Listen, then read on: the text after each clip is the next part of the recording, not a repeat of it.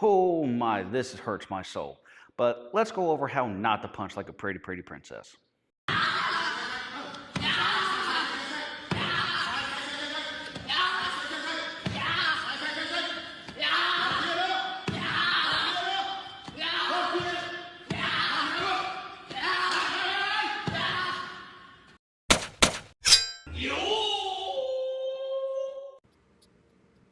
Viewer discretion is advised. There's going to be lots of swearing involved because, let's be honest, there's a lot of stupid people out in the world.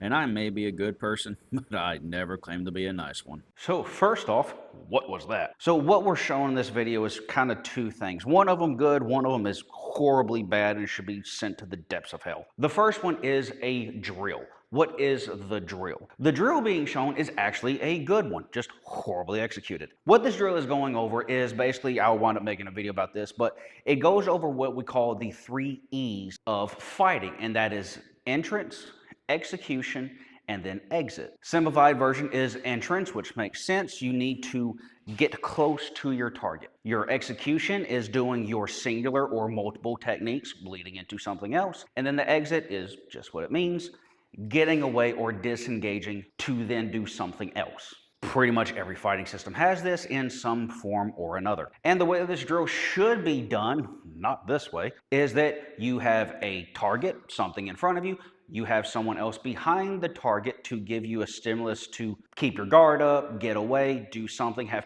some kind of response. So that after you go in, do your technique, whatever it happens to be, the person behind or beside the target gives you a response or something to respond to. You either block, counter, whatever, and then disengage from the target, and then you reset to do the drill again. Now, you can do this with any types of techniques. In the video, again, horribly, they're using a jab. You can just simply do that, maintaining going in, keeping your guard up.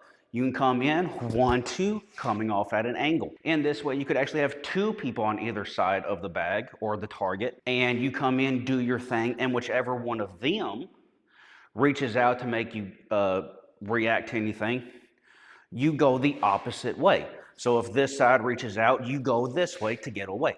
If it's this person, you go this way. So that's kind of like something extra you can do, and that's like a really good proper way to do this drill. But in order to do it the proper way, you have to do the complete fucking opposite of what this drill shows us. So as you can kind of see in this drill, what is the person doing? They are mostly working on a jab, or what's supposed to be a jab. In Japanese, it's called a kizami-zuki. Now, granted, the style of fighting or tournament fighting that he is doing is from the tournament organization called WKF, sometimes PKF or NKF here in the States, which is the US version, but still part of WKF. So this is the version of a jab that has become very prevalent and is being scored for reasons, but it doesn't work too well with this drill, mostly because it does something that you should be technically doing. But what makes this jab incorrect just off of its face in so many ways is that he is only on one leg from as soon as he launches forward or pushes forward until after he pulls the hand back after contact of any kind. The problem with doing this is, in order to correctly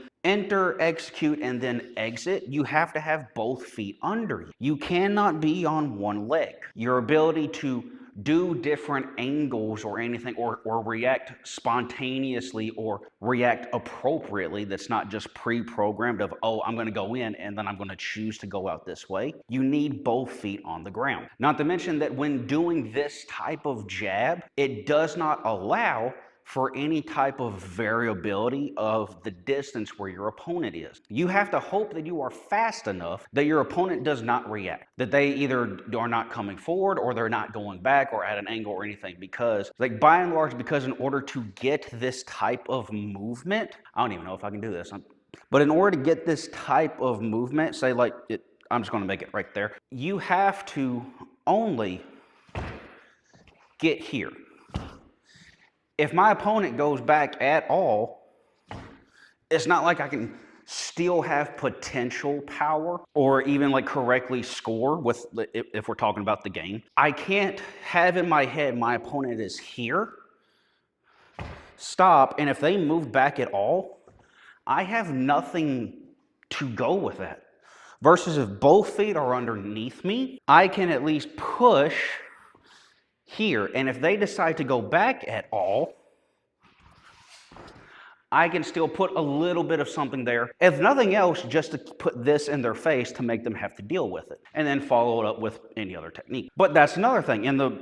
In that version I just showed where I went here and then I went forward a little bit and then I could do another technique. That's because that I'm using my front leg as a like soft break instead of a hard stop. I'm using it as a soft break. After my foot lands, it has a little bit more bend, and that's so I can try to really put some power or a little bit more power into my punch if I really need to. And the way that this jab is being performed and being allowed to perform, it does not allow for follow-up techniques. You are completely and utterly dedicated to one technique. It does not allow you to do a secondary or a follow-up technique. And because of that, again, because the leg is acting like a hard stop, the only thing that your energy can do is go straight into the ground and straight back into you. A good example of that, I have a stick. So we're gonna imagine that like it hits about like at this angle-ish. So if this is my leg, watch where it goes. It just goes straight back. Even if I put a little bit of oomph, the energy just goes here. Everything is still going backwards. There's no potential for energy to just keep going forward if I see that my opponent is going backwards. It's just a full commitment of only doing a singular technique. So it doesn't allow for any type of variability. You can only do that technique. Now, that's with the front leg. What's the back leg doing? God help us all. Most of the time when you see people doing this type of jab, the correct way to do a jab is that you fully extend the leg, which pushes your body forward. Cool, understandable. For some reason, what these people do, well, one of the things that happens is if I just extend my leg as this moves, everything goes forward, right? Everything goes forward. Nothing goes up, nothing goes down, unless it's something that I choose to do. If I have a taller opponent, I might have to go higher or something like that. But for some reason, when they do this jab, their leg, again, I don't know if I can do this right or wrong correctly, is when they push forward, that's fucking stupid. He kisses me, my foot pops. Pops? Yeah. You know, in old films, whenever a girl gets seriously kissed, her foot would just kind of pop. Jesus, maybe I can do it with my better leg. Yeah. Can I do it wrong with my good leg? But but you basically see, like, in order for me to get to this bend, I can't really do a full extension because fucking hell. So in order for me to get this, like that's what it is. It's here. My leg can't do anything after that. I'm just here. I have no choice but to go backwards.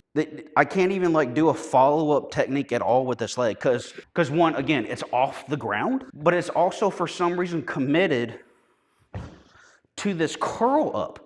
Why is it curling up? So again, like the entire bit of how this punch is done, not just in the video, but just how this punch is done is completely fucking retarded. Which is crazy because like the criteria for scoring in WKF stuff, there's like 7 criteria.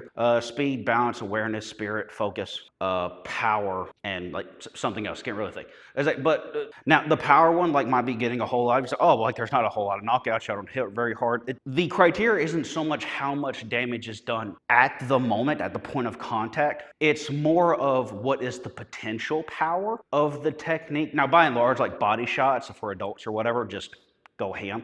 It's the headshots the most have to be controlled because brain damage is a thing. But there's like almost like very, very little potential power within these punches besides like just stiff arming and like moving quickly into a person. That's pretty much all the power that there usually is. There's usually not a whole lot of this anymore, which when I was competing many moons ago, we had to have a potential. When we made contact or got close to being contact, we had to have a bend in our arm to show that, hey, if I fully extended my arm or twisted my body more and all that stuff, I'd be in your face. Even with like our gloves on and stuff like that. It was to show that like we have an idea what we're doing, and this is more than just like a game of tag, which fighting pretty much is. It's tag that hurts. Prove me wrong. But the way this is done, because there's a hard stop and all of the back part of your energy is basically doing this weird whoop-de-doo shit, there's no potential power to really do damage to your opponent, again, besides just forward.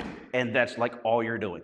There's really nothing to cause real damage if you actually decide to let it go. So understand, the drill is a good drill. The execution and the version of this jab is stupid. Do not do it ever. Because by and large, if you're going to go for it and punch somebody in the face, you should be doing multiple techniques. Unless you're very, very confident or you're trying to set something up or possibly get a reaction, you really don't want to do singular techniques. You want to do combos. Now, if it's for sport or point fighting or tournament fighting or anything like that, you can still do combos or still do singular techniques. They just have to be really, really clean, and they have to follow the 3 E's. Again, that is entrance, execution, and an exit. The exit part's really important for when it comes to tournament stuff. You have to show that you know you made a point and you're disengaging to show the judges and referees, I made a point, therefore give me a cookie. Not really going to go over any comments here because they're all pretty much bashing this kid. And it's not really the kid, it's just the style of doing this jab, which I will say one thing. Technically, the way that they are doing this drill is also as a cardio thing. The kid's not getting a whole lot of time, like barely any time, between reps. So it is a cardio thing. So if his hands are low, stuff like that, he's not doing a very big or long push or anything like that. Slightly, not completely, slightly excusable for some sloppiness or whatever. However, the way that he is executing the technique consecutively, it's fucking dumb. Please don't do that. And with that, I'm Matic, and I'll catch y'all next time.